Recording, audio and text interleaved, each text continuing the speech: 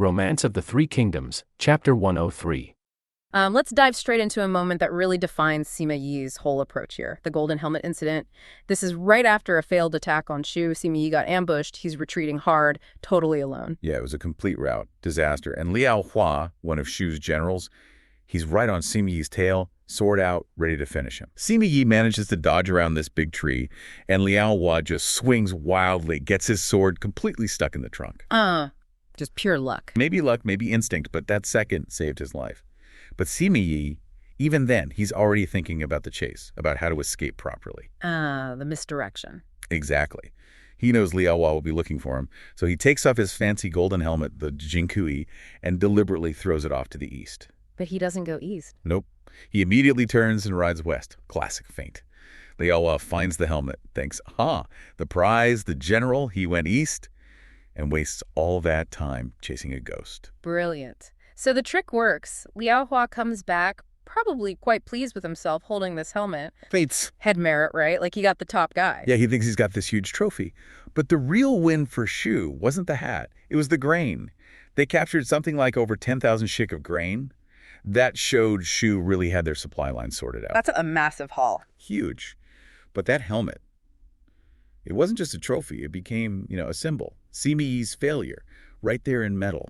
And you can bet Kongming filed that away for later use. A psychological weapon waiting to happen. Definitely. They weren't just fighting over land. They were playing head games, using personal stuff in their grand strategy. And what's really interesting is, even with this huge grain win, the sources say General Wei Yan was already complaining, not happy with how things went down. Yeah, you see that internal Shu tension bubbling up right away, even in victory. Definitely foreshadowing problems for Kongming later.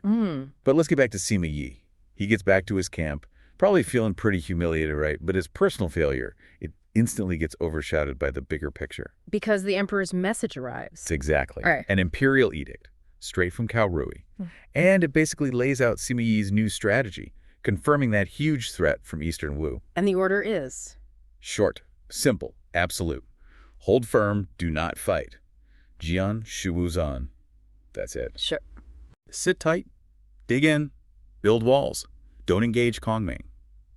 And this wasn't just military advice. It was political cover for Sima Yi. Now he could tell his own eager generals, the ones wanting glory, sorry, Emperor's orders. Clever. So his patience wasn't just about military tactics. It was political maneuvering, too. Using the Emperor's command to justify this super defensive posture. Precisely. Deep trenches, high ramparts. He knew Wei couldn't afford a risky fight in the west while Wu was attacking the east. He just had to be like a rock, unmovable. Okay, so if Sima Yi is basically playing statue in the west because of the east, we need to look east, right? What exactly was going down between Wei and Sun Quan? Yeah, the east was exploding. Emperor Cao Rui himself took charge, leading troops to the key city of Hefei, and he sent other generals, Liu Xiao and Tian Yu, to shore up defenses elsewhere. So Wei's reacting strongly. Very, and they actually strike first. Really sharp tactical win. General Man Chong had this idea for a surprise night raid. On the Wu Navy. Yeah, their base at Lake Chou. Man Chong and another general, Zhang Qiu, led it. Caught the Wu forces completely off guard, burned tons of ships, supplies, grain. Huge blow. Zhuge Jin, the Wu commander there, had to flee. Big morale boost for Wei. Okay, so Wei is feeling pretty good, but then they run into Lu Xun. Yes. The genius of the East. Lu Xun sees Wei getting maybe a bit overconfident after that raid, and he comes up with this absolutely brilliant counterplan. What was it? A pincer movement. He asks Sun Quan basically, pull your troops back from sieging Xincheng, then have those troops swing around and cut off Wei's retreat path. Meanwhile, Lu Xun himself would attack from the front. Boxing them in. Totally. If it worked, Cao Rui's main force. Trapped. It was a potential game changer. Sure, yeah. Fate, maybe.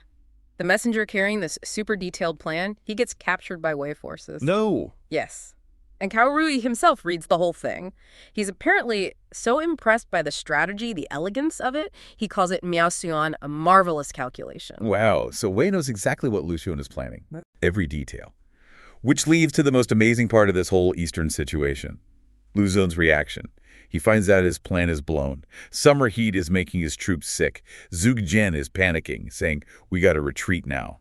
Yeah, you'd think. Get out while you can. But Lu Xun says no. He refuses to move. Why? That seems incredibly risky. Because he's playing mind games again. Yeah. He figured a hasty retreat would just scream panic. It would invite Wei to chase them down, knowing they were weakened and demoralized. He needed to project calm, confidence. How do you fake confidence when your plan is toast and your army's sick? Through theater, almost. He orders his troops to start planting beans and wheat right outside the camp gates, like they were settling in for the long haul. Planting crops? Seriously? Seriously. And then he and his generals are seen just casually playing archery games right out in the open. He's putting on a show for White spies. Exactly, sending a clear message to Kaorui. Yeah, you saw my plan. So what? I'm still here. I'm ready. I'm not scared. And it worked. That appearance of leisure, of readiness, it made Kaorui hesitate. Gave Lu Xun the breathing room he needed. That's incredible nerve. Isn't it? Then Lu Xun executes this brilliant decoy. He has Zhuge Jin make a show of defending with boats, while Lu Xun marches his main army off towards Xiangyang, making it look like a major new offensive threat. And Kaorui buys it. Well, Kaorui knew Lu Xun wasn't someone to underestimate. When his own generals wanted to pursue Lu Xun's retreating main force, Kaorui stopped them. He apparently said Lu Xun was the equal of Sun Tzu. High praise. So Lu Xun gets his army out clean. Masterfully. Retreated without significant losses even after his plan was completely compromised. And crucially, the Eastern Front basically ends in a stalemate, which, going back, totally justifies Sima Yi sticking to his orders. Hold firm, do not fight. Right, so Sima Yi's patience paid off. It was validated by the emperor's strategy. But Kongming can't afford a stalemate, can he? He needs to break Sima Yi's defense. He has to force a decisive battle. Exactly. The pressure shifts back west. Kongming realizes he can't just keep raiding and poking. Sima Yi won't budge. So Kongming shifts tactics dramatically. He starts planning for permanence at Qishan. Permanence? What do you mean? He starts settling the land. He orders his Shu soldiers and the local Wei civilians to start farming together. Allocated plots. 1 part military, 2 parts civilian. Whoa, that's not just logistics, that's like colonization almost. It's a massive strategic move. Sources say it actually worked quite well. The locals were reportedly content. Things were peaceful. But for Wei, this is an existential threat. Kongming isn't just visiting. He's putting down roots, turning contested land into Shu territory. That must have set off alarm bells in the Wei camp. Big time. Sima Yi's own son, Sima Shi, sees the danger immediately. He basically pleads with his father, we have to fight him now, before he digs in permanently. But Sima Yi still refuses, sticks to the emperor's orders. He even quotes a sage, something like, small impatience leads to ruin of great plans. He will not be baited. Okay, so farming isn't enough to draw him out. What's Kongming's next move? Back to psychology. Yep, one last try. He sends Wei Yan, probably the most aggressive Shu general, to the Wei camp gates. His specific instruction, wave that lost golden helmet around. Sima Yi's symbol of personal disgrace. Ouch. Rubbing salt in the wound. Trying to provoke him personally. But Sima Yi just endures it. Quotes scripture, stays behind his walls. The taunting fails. So, patience failed, farming failed, psychological warfare failed. Kongming must be getting desperate. Desperate times call for ingenious measures. Psychological warfare gives way to, well, let's call it explosive solutions. Kongming sets his ultimate trap. The Hulu Valley trap, also called Changfang Valley, and this one is designed specifically for Sima Yi himself. Okay, this sounds big. What did it involve? It was incredibly elaborate. First, the physical preparations. Wooden fences built to channel movement, deep trenches dug, and huge amounts of dry reeds, wood, flammable materials stockpiled all through the valley. Setting the stage for a fire trap. A massive fire trap. Yeah. But here's where it gets really innovative, maybe even terrifying for the time. Kongming introduces a new technology. Which is? Landmines. By eye. Hidden explosives buried all over the valley floor. Imagine facing that for the first time. An enemy that can make the very ground explode beneath your feet. It's a whole new level of warfare. How did he plan to get Sima Yi into this death valley? With bait and signals. He set up specific visual markers at the valley entrance, 7-star flags to be seen during the day, and 7 lamps to guide at night. And the bait. Wei Yan again, the plan was. Wei Yan engages the Wei forces, pretends to be defeated, and then leads the pursuing army, hopefully Sima Yi, directly towards those flags or lamps, right into the valley. Okay, that's the main lore. But Kongming was always thorough, wasn't he? Always layers upon layers. He knew he also had to manage the perception among the ordinary Wei soldiers. So he sent another general, Gao Shang, on a different mission. What was that? Gao Shan was to take small groups, maybe just 20, 30, 50 at a time, of those famous wood oxen and flowing horses, the mini Liuma transport devices. His advanced supply carriers. Exactly. But load them with only small amounts of grain and basically parade them around where small way patrols could easily capture them. Why waste those valuable machines on tiny, easy captures? To keep the rank and file happy and distracted, give the regular way soldiers lots of small, easy victories, lots of easily captured grain. They feel like they're winning, they're getting loot. It stops them looking too closely or reporting back anything unusual about the main Shu movements towards the valley trap. It scatters their focus. Brilliant psychological diversion for the common troops. Keeps them busy finding shiny objects while the big trap is set for the leadership. And eventually, the pressure inside the Wei camp just boils over. Two Wei generals, Xiao Hui and Xiao Huo, they see these seemingly scattered Shu forces, these easy grain captures, and they finally convince Sima Yi to let them attack. Sima Yi finally gives in. He does. Even though he's deeply suspicious, he reportedly mutters something like, "This must be another of Kongming's schemes." The pressure from his own officers is too much. He authorizes them to pursue with 5,000 troops each. The opening moves are really interesting because Sima Yi shows this surprising level of restraint. That's a great place to start. So things kick off. Wei generals Summer Hu and Summer Hu He, they score a win. They capture some Shu soldiers. But the real prize wasn't the soldiers, was it? No, not really. The big win was logistical. They snagged those famous supply carts, the wooden oxen and gliding horses. The Muni Lima. Exactly. And you have to understand, these weren't just carts. They were Kongming's, like signature invention, almost automated, keeping his army fed miles from home. So capturing them hurt Shu's supplies. Definitely hurt supplies, but it was also a psychological hit, right? It chipped away at Kongming's image of, technological superiority. Okay, so Sima Yi grabs these soldiers, interrogates them, and they tell him Kongming is, spreading his forces out? Yeah. Getting ready to farm? Yeah, that's the story they give. That Kongming's basically slowing down, decentralizing, prepping for a long haul, maybe setting up farms. And Sima Yi's reaction is, well, it's unexpected. He lets them go. He does. Instead of, executions or more intense grilling, he just releases them. Okay, hold on. That seems incredibly risky. Why would Sima Yi, this master strategist, just trust what enemy prisoners say and let them walk? Well, because his focus shifted. It wasn't about immediate military gain right then. It was about undermining the enemy's will to fight. Oh. He lets them go and specifically tells them, go spread the word about Wei's leniency and kindness. That's the phrase used. Guan Hao Wrench. Leniency and kindness. While planning something else entirely. Exactly. He's sowing doubt, maybe making the Shu soldiers think, hey, maybe capture isn't so bad. It softens them up. So it's like feigned benevolence to make them drop their guard. That's pretty brilliant. And devious. Oh, absolutely. And Sima Yi even points to his inspiration. He says, essentially, this is Lu Meng's plan to take Jingzhou. Right. Lu Meng famously pretended to be sick, disarmed his troops, looked totally non-threatening. And then launched a massive surprise attack that completely worked. So by invoking Lu Meng, Sima Yi is sending a message, probably directly to Kongming. What message? I'm playing the long game, the psychological game. I'm going to wear you down slowly. The goal, explicitly stated, was to Shibi Zansin diminish their fighting spirit. Wow. Okay, so Sima Yi signals long game, and Kongming sees it immediately. And he realizes, Right. What? He can't afford that. Precisely. Kongming knows he can't win a war of attrition against Wei's resources. If Sima Yi wants patience, Kongming needs a knockout blow. Now. So Sima Yi's long game becomes the trigger for Kongming's deadly short game. You got it. Kongming pivots. He recognizes Sima Yi's patience, his reliance on the long haul, is now the thing to exploit. So he starts laying the trap. Shangfang Valley. Right. How does he set it up? He gets General Gao Sheng to start moving grain through the valley, but crucially, feigning regular transport, using those munulima, the wooden oxen, as very visible, very tempting bait. And making it look like Wei can easily intercept them. Exactly. For about 2 weeks, Wei forces keep winning these little skirmishes. They capture a few carts here, a few soldiers there.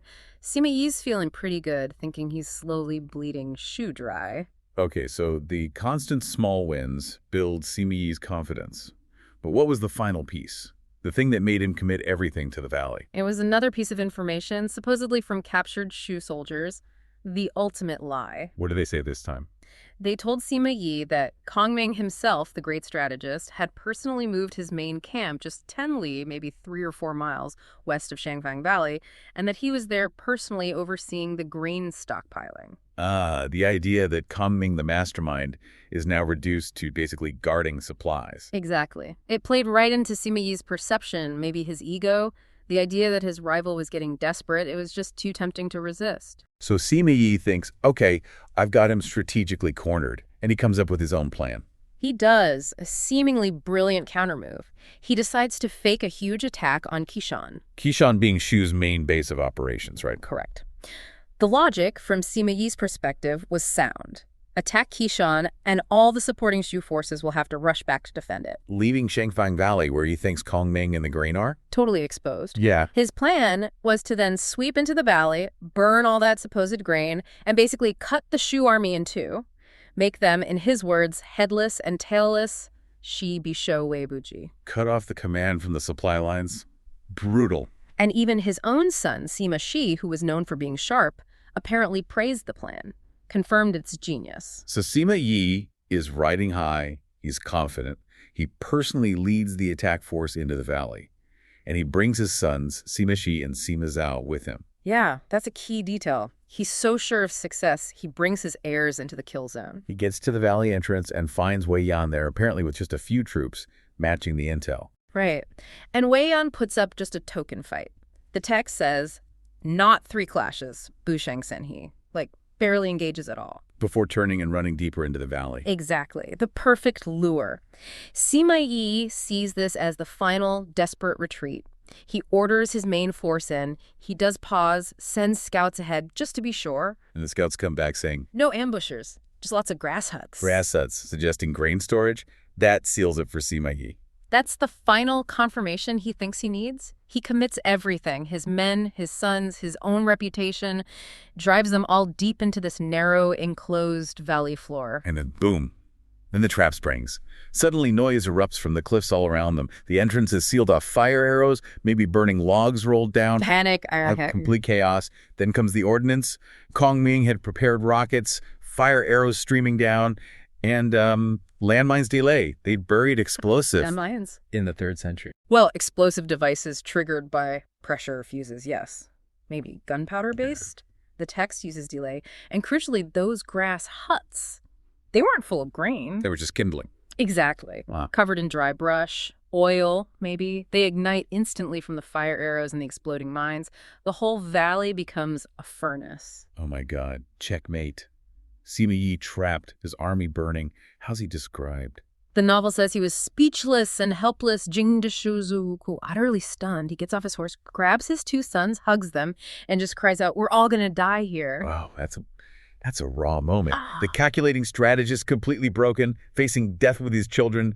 Kongming has won. It absolutely looks like it. Total victory for Shu. The war seems over. But then something completely unexpected happened. The weather. The weather. At that exact moment of Sima Yi's despair, the sources described this sudden dramatic shift. A huge wind picks up. Okay. Then dark energy filling the sky. Hey, Keyman Kong, ominous.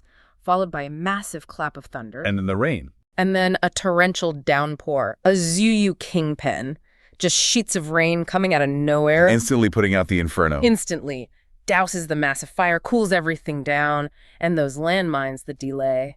Suddenly useless in the mud and water. Unbelievable. Pure luck. Or fate. Well, that's the question, isn't it? Sima Yi, ever the pragmatist, doesn't waste time pondering. The fire's out, the exit's no longer blocked by flames. He uses the chaos to charge out. Charges right out, links back up with his reinforcements, Zheng Hu and Le Shen, who are waiting outside. He escapes. So Sima Yi and his sons survive the fire trap. But the overall situation, it's still pretty bad for Wei, right? He might be alive, but his plan failed. Absolutely. While he was trapped in the valley, Kongming's other forces weren't idle. Sima Yi's main camp, back at Weinan, captured by Shu. Exactly as Kongming had planned. The distraction worked, even if the killing blow didn't land. Right. The trap partially succeeded. It drew Sima Yi away. And those Wei troops Sima Yi had sent to attack Qishan, the ones meant to draw Shu forces away. What happened to them? Total disaster. They were routed. The reports filtering back were horrific. Something like 10 out of every 8 or 9 soldiers were killed or wounded. A catastrophic defeat for that wing of the Wei army. They fled north, across the Wei River. So even with the rain saving Sima Yi personally, it was still a massive tactical win for Shu overall. Kongming must have been But, well, how did he react? Imagine it. Kongming's up on the mountains, watching. He sees the fire start, the valley ignite. He must have thought, I've done it. It's over. Jubilation. And then the news comes. Miraculous rain, Sima Yi escaped. Yeah. And his reaction is captured in probably one of the most famous lines in the entire novel. He looks up at the sky, sighs, and says, Man proposes, heaven disposes. Man proposes, heaven disposes, it cannot be forced. Mu shi zai ren sheng shi zai tian. Buki king ye. It just perfectly sums up the agony, right? The genius strategist whose perfect plan, meticulously crafted, is just undone by sheer random chance. It's heartbreaking, in a way. And the novel itself drives the point home. Right after that quote, there's a poem. Oh, yeah. What does it say?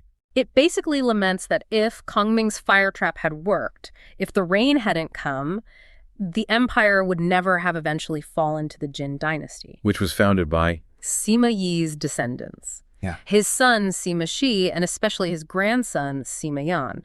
So the novel explicitly links that downpour, not just to saving Sima Yi's life, but to saving the entire future dynasty. The fate of China turned on that rainstorm. Wow.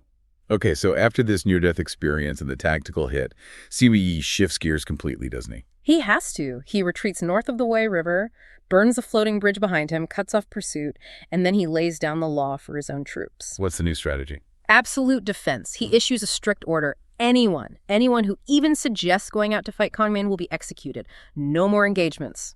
Period. He knows he can't outmaneuver Kongming in the open field. Exactly. He realizes his only advantage now is time and resources. Patience becomes his weapon. He tells his general Guo Wai, look, if Kongming pushes east along the mountains towards Wungong, we're still in trouble. That's an aggressive move. But if Kongming stops, digs in at Wuzhong Plains, Yuan, which is a more static defensive position, then Wei is safe.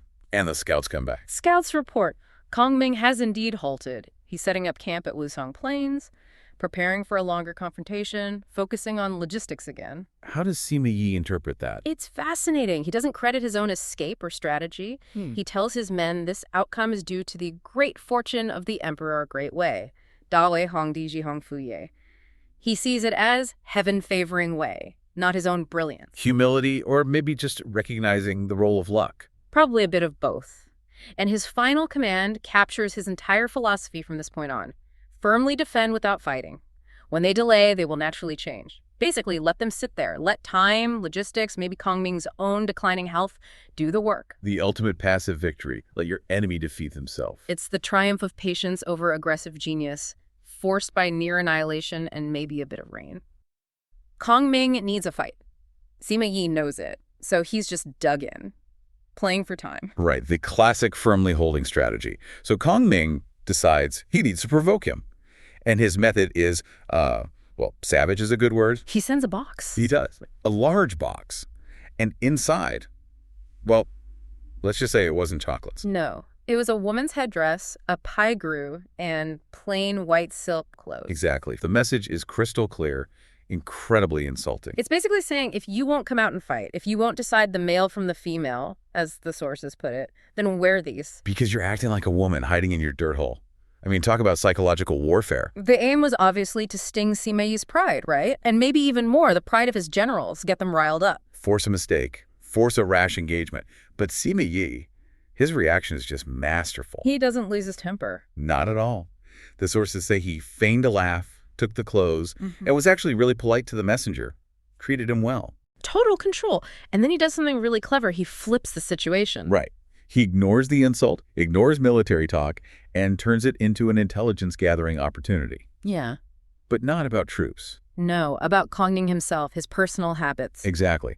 He asks the messenger, point blank, how's Kongming sleeping? What's he eating?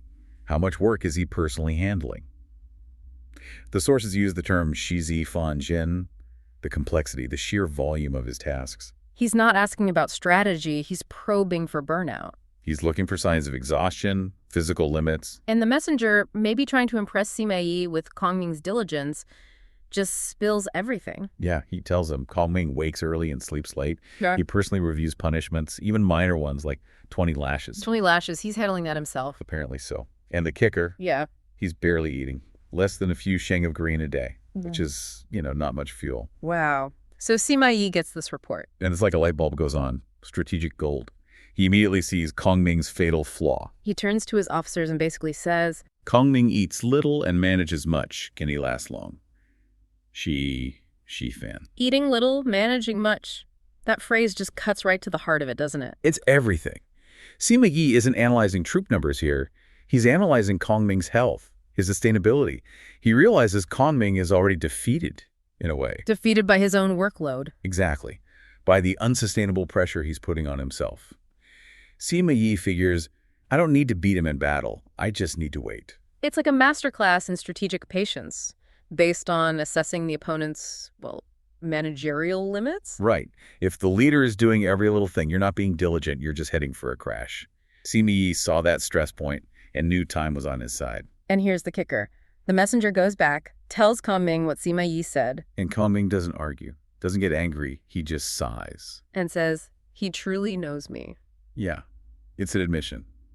He knows Sima Yi is right, which tells you this wasn't exactly news to Kongming, or at least to those around him. So the external enemy identifies the problem, but there was already internal pressure about this. Oh, absolutely. We get this amazing scene where one of his own subordinates, Yang, basically gives him the same critique. Yang calls him out on the micromanagement. Directly.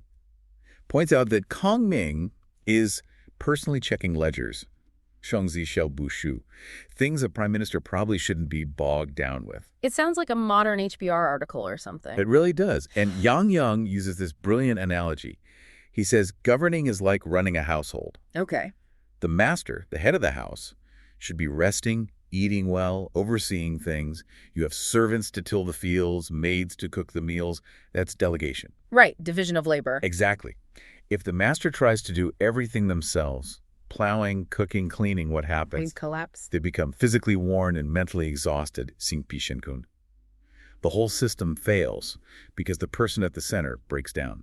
That's incredibly insightful. He's basically saying, you're going to burn out and take us all down with you? Pretty much. And he even uses historical examples to back it up. Like who? Like the Prime Minister Bingji, who famously ignored a dead body on the road, but was deeply concerned about an ox panting too heavily. Meaning focus on the system's health, not every single incident. Precisely. And Chen Ping, another famous minister, who, when asked about specific grain reserve numbers, just said someone else is in charge of that. He knew his job was big picture, not granular detail. So delegate. Focus on strategy, not spreadsheets. That was Yang's point. But Kongming, his reaction is pure emotion. He doesn't take the advice. He cries.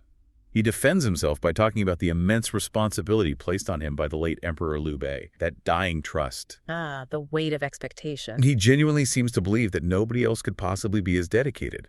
He's afraid that if he lets go, even a little, the whole mission, the restoration of the Han, will just collapse. So his greatest strength, his incredible diligence and sense of duty, becomes his Achilles heel. Exactly. The very thing that made him Kongming, the strategic genius, is now the critical vulnerability that Sima Yi spots from across the battlefield. His inability to manage his own workload becomes a fatal military weakness. Wow. Okay, so while Kongming is struggling with internal management of his tasks, Sima Yi has a different internal management problem, right? Oh, yeah. Big time. His own generals, they got those petticoats and they are furious. They want blood. They want to fight now. Absolutely. Their honor has been insulted in the most public way possible. They're demanding Sima Yi drop the defensive strategy and attack. Restore their pride. So now Sima Yi has to manage his team's emotions and impatience. How does he do it without looking weak? Pure political theater. Genius level stuff. He tells his generals basically, look, I want to fight too, but, the emperor, Cao Rui, gave me direct orders, Ming Zhao, to stand firm. My hands are tied. Okay. Plausible deniability, but the generals are still pushing. They are. So Sima Yi says, okay, fine, I'll ask the emperor for permission. He then writes this incredibly dramatic, formal request, memorial to Cao Rui. And in it, he basically says, Your Majesty, we've been profoundly humiliated by these, garments. My men are enraged. Please let us go out and fight. But he doesn't actually want permission. Not a chance. He knows fighting now plays right into Kongming's hands. This is all for show. And someone on the emperor's side figures this out. Yes. One of Cao Rui's advisors, a guy named Xin Pai, reads the memorial and instantly gets it. He tells the emperor, essentially, Sima Yi has absolutely no intention of fighting. So what's the point of the letter then? Xin Pai nails it. He says Sima Yi is just looking for a clear, undeniable imperial decree forbidding him to fight. He wants the emperor to be the one to say no.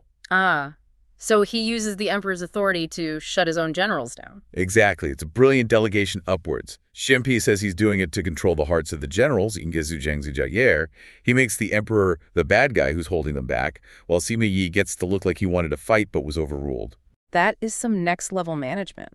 Keeps his strategy intact, keeps his generals sort of happy, and avoids looking cowardly himself. Flawless execution. Xinpi gets sent to Sima Yi's camp, carrying the imperial decree that says, absolutely no fighting, stand firm. Sima Yi receives it publicly. Shows it to his fuming generals, see, emperor's orders, and then pulls Xinpi aside privately. And says, you truly know my heart. Zhongsansi in Chinia, acknowledging that Xinpi saw right through the performance. incredible! The contrast is just so stark, isn't it? Kongming is drowning in minor tasks he won't delegate. While Sima Yi is masterfully delegating the responsibility for enforcing his strategy all the way up to the emperor, managing his command structure, not just his to-do list. Did Kongming figure out what Sima Yi was doing with that whole request to fight charade? Oh, immediately. When word gets back to the Shu camp about Sima Yi asking for permission and getting denied, Kongming just laughs. He knew it was a trick. Yeah, he points out the fundamental military principle. A general outside the camp is not bound by the sovereign's command. Jiang Zai Wai, Jun Ming Yu Sung Bu Shou. Meaning Sima Yi could have fought if you really wanted to, regardless of orders. Precisely. Kongming says the whole request was just for show of force, a performance to appease his own ranks. He recognized the political genius even as he was its target. But recognizing Sima Yi's brilliance doesn't help his own situation, does it? Time was ticking. No, it doesn't. His own clock was running out, largely due to that burnout Sima Yi diagnosed. Yeah. The war of attrition against his own health. He was losing. And then came the final blow, strategically. Yeah, devastating news arrives. Fei Yi comes from Chengdu. The coordinated attack by their allies, Eastern Wu, it had failed, miserably. The attack that was supposed to draw Wei forces away, relieve the pressure. That's the one. Manchong had apparently burned Wu's supply lines. Their plans were intercepted. Total collapse of that second front. And Kongming hears this. And he just crumbles, physically collapses. The sources say he lamented that his old illness has returned, and he feared he wouldn't survive this time. The last strategic hope was gone. The body finally gives out under the strain. It seems so. That very night, he goes out, looks at the stars, the three terraces cluster Sentai Ching. He sees bad omens. What kind of omens? The guest star is unnaturally bright, the main star is dim, obscured, and the supporting stars are faint. It's all wrong. And he knows what it means. He says, my life is known. He accepts that his time is up, based on the stars. But his officers aren't ready to give up on him, right? No. Yang Wei, his loyal subordinate, suggests a last resort, a ritual, the prayer to the northern dipper, Qirangxi. A magical ritual to extend his life. That was the idea. The belief was, if he could keep his personal life lamp, Din Ming Dong, lit continuously for 7 days and nights, surrounded by other lamps in a specific pattern. 7 large lamps, 49 small ones. Right, if that central lamp stayed lit for 7 days, he'd gain another cycle, another 12 years of life, enough time maybe to finish his mission. It's a desperate measure, shows how much was riding on him personally. Absolutely. And you see his meticulous nature again in the setup. Everything has to be perfect. He performs the prayer, focusing all his will. And for 6 nights, it works. The lamp stays lit. For 6 agonizing nights, yes! The flame holds. A symbol of his own flickering life, maybe. But on the 6th night, disaster. That happens. Wei Yan, another general, probably exhausted and panicked himself, bursts into the tent. Why? What's the emergency? He's reporting that Wei scouting troops are approaching the camp. There's imminent danger. Okay, urgent news. But in his haste, his fear, his rush, he stumbles. He accidentally kicks over the arrangement. No, not the main lamp. The main lamp, the central life lamp, extinguished instantly. Oh, the irony. After all that effort, all that control. Yeah. Undone by a clumsy accident. It's just tragic, isn't it? A moment of battlefield chaos intrudes on this sacred, controlled space and destroys everything. How does Kongming react? Does he rage? Despair? No. He just accepts it, drops his sword, sighs, and delivers that final, heartbreaking line. Which is? Death and life are decided by fate. They cannot be prevented by prayer. Shang Yuming, Buki de Erong Yu. Wow. The ultimate strategist, the man who tried to control everything, finally yields to something uncontrollable. Fate, or maybe just an accident. Exactly. Sima Yi's prediction came true. Kongming couldn't last. Not because of a Wei attack, but because his own system, his own body, finally broke down, leading to this fatal accidental interruption.